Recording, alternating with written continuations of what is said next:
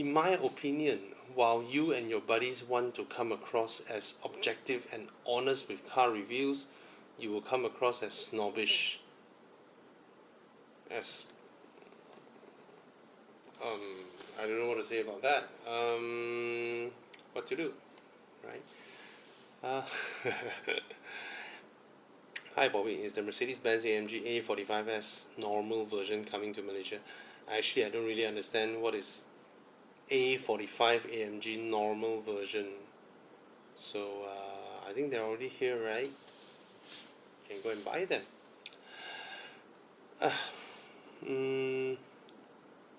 What's that?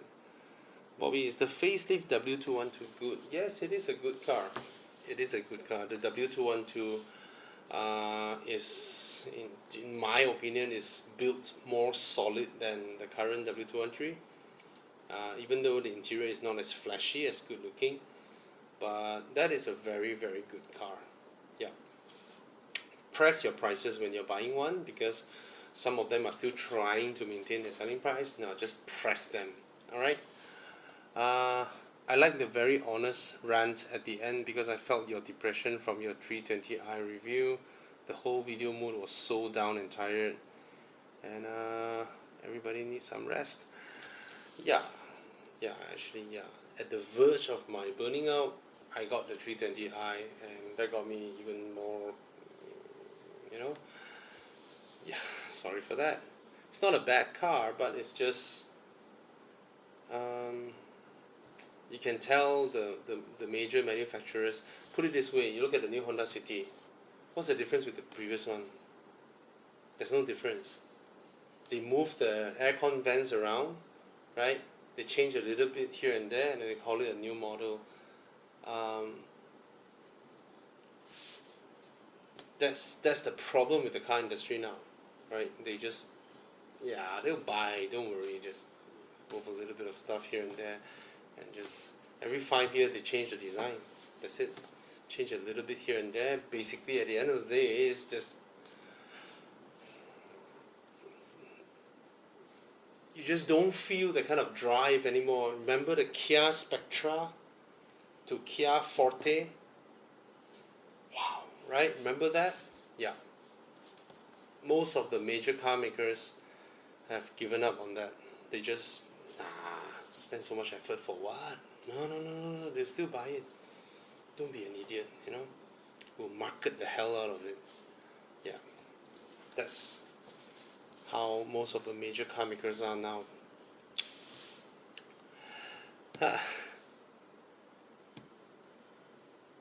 Hi Bobby, I'm deciding between an IS200T or an ES250, and also a 2017 blah blah. I'm 31 this year, married with no kids, or an NS. Get the IS200T.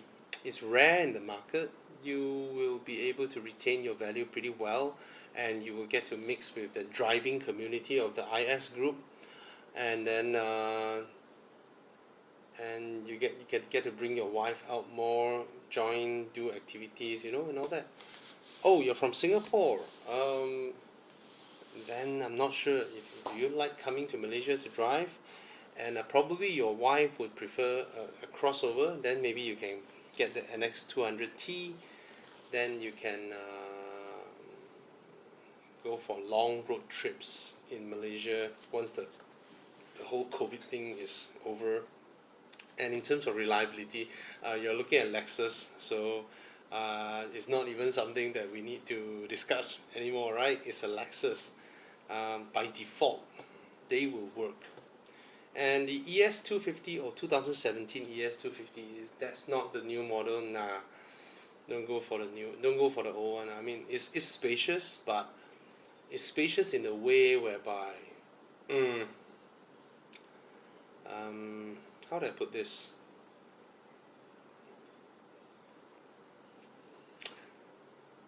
It's like someone chop up the car and extend it. It just doesn't feel like at the get-go it was designed like that. So that car drives a bit like that. So no, either the IS200T or the NX200T. And your wife would prefer the NX200T, I presume. So go for it. Both are nice. They drive well, they handle well, and then the crossover. You can go for road trips in Malaysia. Right? Hope to see you. Hi Bobby, what do you think about the 320D diesel? Planning to get one, year 2015, M Sport version. Diesel okay? Yes, very okay. BMW diesels are one of the most reliable, and they get a super high mileage. Right? You can drive 900 kilometers, 1,000, no issues. Alright, they are very efficient, very powerful. No qualms about it. But if you're a Malaysian, there's no point saving fuel. Our fuel is so cheap, right? So the thing you don't get is you don't get that rev, that fun thing. But granted, yeah, it's a good car. Uh, Hi Bobby, is the K5 a good buy at this point? I'm actually looking for a cheap weekend car that can go on a long distance cruise. Yes, find one that is well maintained, and most of them will be rather high mileage, I presume. And 2011 is already rather old. It's 9 years old. I wonder what is the value of a 9-year-old Korean car. Kia Optima. K5 is Optima. 45,000.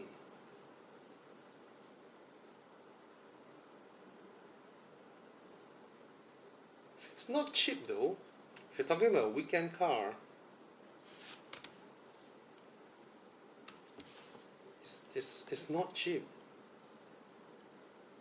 45,000.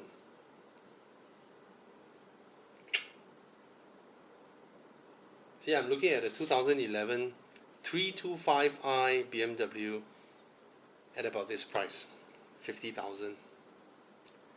And if you're willing to spend another 10,000, you can buy a 5 Series, a 520D 60. So 45 is not cheap, but it's large, it's spacious. It's definitely more spacious than the 3 Series, more comfortable than the 3 Series. It's just that it's not cheap. Press their price down. Try and press it. Alright? Not cheap. 2011 Kia 45K. Alright. Maybe I'm asking too much.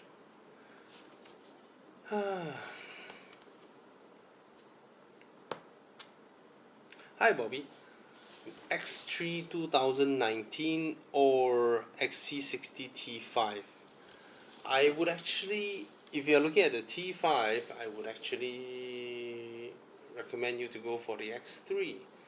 The T5 has is like sort of like a cut spec version. So from interior, to exterior, to the rims and all that, right? You will feel that you just don't get the full T8 jing bang, you know. But an X3 2019, press their prices, because even though now they claim that they are selling it at 310 or whatever, right? Let me tell you this: the X3 from day one, from the first year after its launch, right, BMW already gave discounts up to 60-70,000 off the car. People are transacting at 260, 270. The same year the car was launched at 360. Later on they reduced the price to 340. Basically, 2019 X3, see what price you're getting. Alright, if you're getting it for like, I don't know, 240, 250, that would be a good deal. Alright, okay. It's a very good car. It's comfortable, it's quiet. Of course, you don't get the kind of lane departure warning, the adaptive cruise control and all that from the XC60. Now that I think about it, that thing is no joke. You will get to use it when you're in a traffic jam, or when you drive to Singapore or Penang and you met a traffic jam. You really can turn on that thing and let your car jam its way, and you'll be less stressful compared to when you're in an X3. But the X3 just feels it's more spacious, and slightly more spacious, and it's very quiet. It's quieter than the T5 definitely, and BMW's engine is more efficient, and Transmission, I think more or less, there's not too big of a difference there. Alright. Hi Bobby, 2017 Optima GT or Mazda 6 2.5. Of course, when I answer this, you will know already, right? The GT is considerably more powerful than the Mazda 6, but the Mazda 6 will be more efficient. It drives better, but the Optima GT, if I'm not wrong, you have aircon seats, right? And it's rarer than the Mazda 6. Maybe next time you can command a better resale value. Maybe, I'm not sure. Alright, it's sort of like a pseudo performance car. 240 horsepower is no joke, right? Whereas the 2.5 NA GVC, it's a nice car, it's beautiful, drives really well, but there's also quite a bit of them out there, and yeah, I'm more on the comfortable side. If you want a more comfortable ride, actually both are comfortable. Maybe the Kia is slightly more comfortable. I remember it it really feels like a 5 Series inside, the Optima GT. Yeah, it feels like an F10 inside. So yeah, if you want more comfort ride, maybe the Kia is more comfortable, rear seats and all that. Alright. Any other questions? Blah blah. Hi Bobby, is the 330i still worth a buy this year? Of course. Of course. The 330i is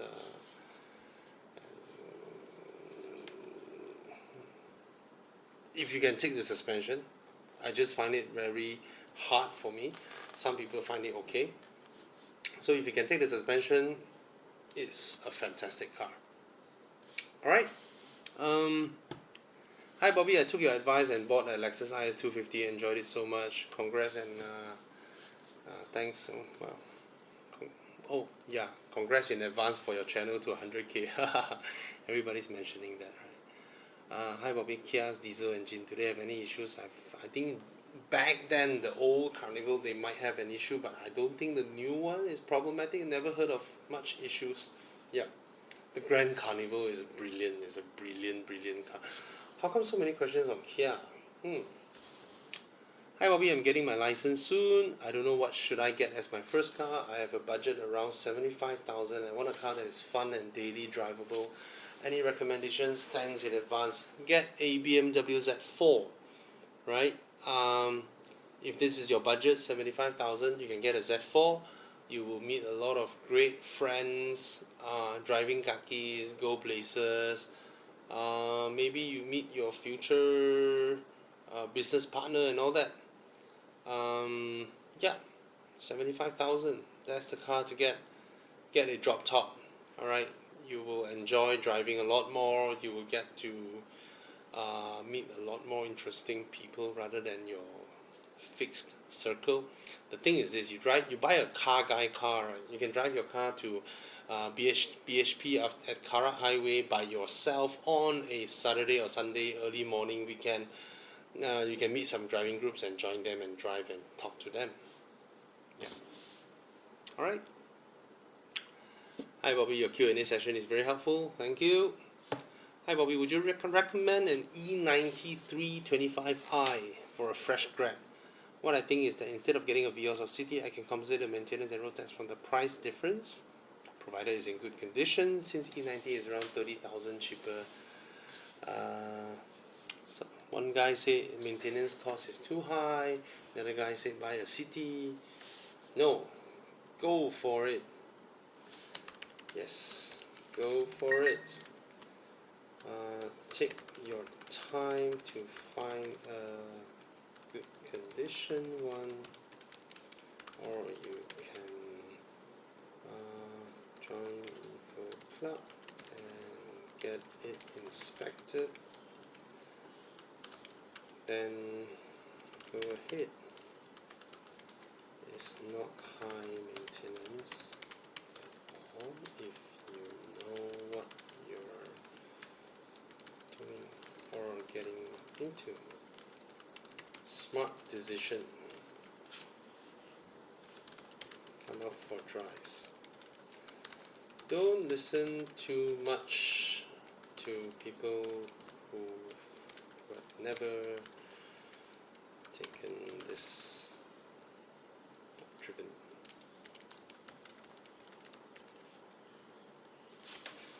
Good choice, Bernard. Go for the E90 325i. Spend some time to look for a good one, and if you need our help, if you need Chris Wee to assist you, you can contact him at his channel. You know, if he has the time, if he's interested, he may just go and help you check out the car and all that. Yep, good one. Instead of spending 80,000 on the brand new B segment, and then you lose so much money down the road, and just because you're afraid of the maintenance cost.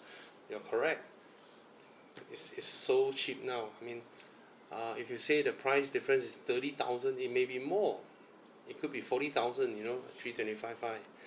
All right, and you can press their prices, offer them 35. Most of them have paid off their car. For owners who have paid off their car, right, they don't mind selling it at whatever price. To them, it's a gain anyway. All right, Bobby, do you think it's relevant to buy an almost new F30 330e? If no, any suggestions? For the F30 generation, if you want to go into a BMW, I would always suggest to buy a facelift non-hybrid version. All right, get the facelift non-hybrid version. Yeah, they are very reliable. They are damn nice to drive. It's just fantastic. As for the hybrid version, some friends have issues, some don't. Hybrid is always this. It's always a hit and miss thing. All right. Bobby, what do you think of the upcoming M340i G20? I think that's a good move from BMW, because to be honest, these cars used to cost 300,000-400,000, and after the price war between BMW and Mercedes-Benz, dropping the prices to 200 plus, right? You have a lot of people that got alienated. You know, their budget is there. They wanted something. They want 6 cylinders. You know, and I mean, if once you've driven a 6-cylinder BMW, you might not want to go back to a 4-cylinder. And I think a 6-cylinder M340i is brilliant. For 400,000, yes, it's expensive, but people want it. Yeah.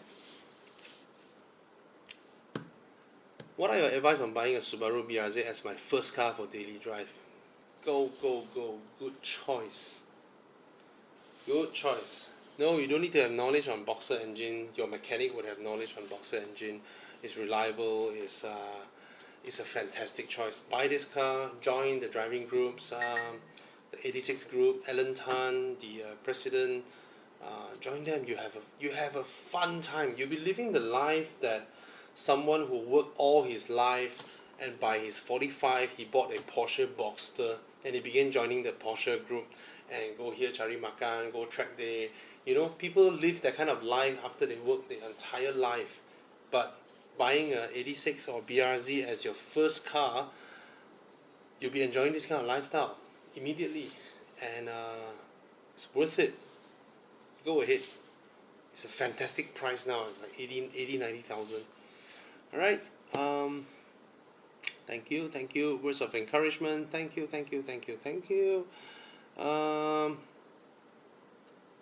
Yeah, I think it's pretty much there. Oh, there's one guy from Singapore. It's damn funny. EK. I think he's so stressed staying in Singapore since the MCO. I think he's just crazy stressed. Every day he keeps coming here and watch my video and then say Malaysia is a shithole. By all means, man, I'm cool with it. You can say what you want. I just hope you're a happier person, and don't be so sad, huh? I know it's getting to you. Once the borders are open, come here. We have waterfalls, we have rivers, we have mountains, we have beaches, we have lakes, we have a lot of things. Just treat Malaysia as your playground. Alright, Singaporeans? Take care. And hi Bobby, I'm Ramco. Are you Malaysian? Are you that Ramco guy who owned the Volvo C70? And I'm a hardcore fan of your YouTube channel. Thank you. I must say it's an inspirational experience. I'm a car enthusiast myself. You have inspired me to pursue my dream into owning an XC90. Go ahead, bro. I wish you luck, Mr. Ramco, in getting your XC90. Alright. Blah blah blah blah. Any other questions? Not a lot. Alright. Yeah, thank you guys. Thank you so much. That's the Q&A for the day. I'll try and do it more often. Cheers. And before I end the video, thank you so much for watching. And as you all may know, for those of you who are buying cars, I'm so happy to announce that we have launched Evo Club Insurance, right? It is a totally different insurance than all the others out there, because look at MCO, you're not driving that much, right? Why pay the full amount? Ours, you can buy by portion, by your mileage, right? If you don't use that much, you'll only be paying for this. You save a lot of money. I can guarantee you no other insurance out there has this kind of plan. And there are some agents out there who also claim that they can save so much. They are actually basing their savings from your previous insurance, right? Your car will depreciate, right? So they calculate an extreme and then they say that you can also save so much. No, ours is you have your depreciation and then you compare to all the others out there. I'm talking the core insurance value. I don't mean the one with the windscreen, the other things added, alright? The initial insurance cost. Ours is 40% cheaper, alright? And for those of you who you drive a lot and you'll be thinking, no point getting this, right? No. Why? Because instead of one shot paying your full payment for your insurance now, you can actually pay them as you drive. You get 3 separate payments in 1 year. In a way, it helps your cash flow. Alright, so if you want to check out our insurance, go to evoclubinsurance.com. You can immediately go there and key in your plate number and you can purchase it there and then. Alright, one of the process requires you to take a picture of your odometer and upload it. That's it. You can buy it there and then and renew it online, and you receive your road tax, your insurance and all that. Alright, you'll be able to do that. So thank you so much for those of you who support this. Alright, and that's our Evo insurance. And for those of you where your warranty is running out, we have our Evo Club extended warranty as well. Just go to club.evomalaysia.com, and then after you sign up your account, go down there and you see how we can help you to extend your car warranty. Alright, these are all the things that I'm doing to try and empower owners, to teach you all more and encourage you all. Don't be so afraid. You can actually buy this, you can actually buy that, and then find our way over the past 2 years to build the system, the structure to support you all. Alright? Because I want people to buy good cars. I don't want people to buy the wrong cars. I want people to understand that our life is finite, and don't make bad decisions just because of fear. Alright? Cheers.